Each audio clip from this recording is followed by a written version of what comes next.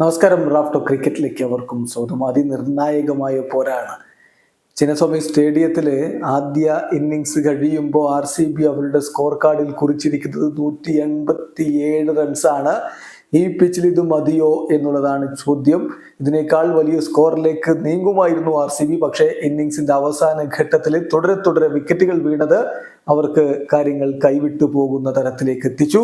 174-ന് 4 എന്നുള്ളിടത്ത് നിന്നാണ് തുടരെ 2 വിക്കറ്റുകൾ. ലോംറോർ പോകുന്നു, DK പോകുന്നു, തൊട്ടു പിന്നാലെ തന്നെ സ്വപ്നിൽ സിംഗ് പോകുന്നു. അങ്ങനെ വിക്കറ്റുകൾ വീണുകൊണ്ടേ ഇരുന്നത് അവർക്ക് വേണ്ട വിധത്തിൽ ഫിനിഷ് ചെയ്യാൻ കഴിയാതെയാക്കി എന്ന് വേണം കരുതാൻ. എന്തായാലും 187 ഒരു മോശം സ്കോർ അല്ല.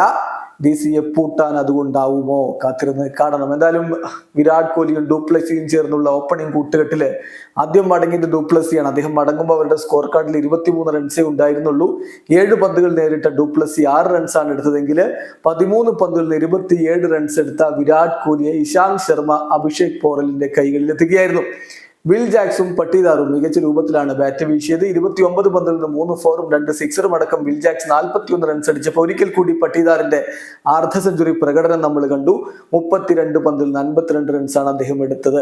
എന്നാൽ ക്യാമറൺ ഗ്രീൻ ഒരു ഭാഗത്ത് നിൽക്കവേ മറുഭാഗത്ത് വിക്കറ്റുകൾ വീഴുകയായിരുന്നു. ലോംറോർ 8 പന്തിൽ നിന്ന് 13 റൺസ് എടുത്തപ്പോൾ DK ഡെക്കാവുന്നു. സ്വപ്നിൽ സിംഗ് ഇമ്പാക്ട് പ്ലെയർ ആയിട്ട് വന്ന് അദ്ദേഹവും ഡെക്കാവുന്നു.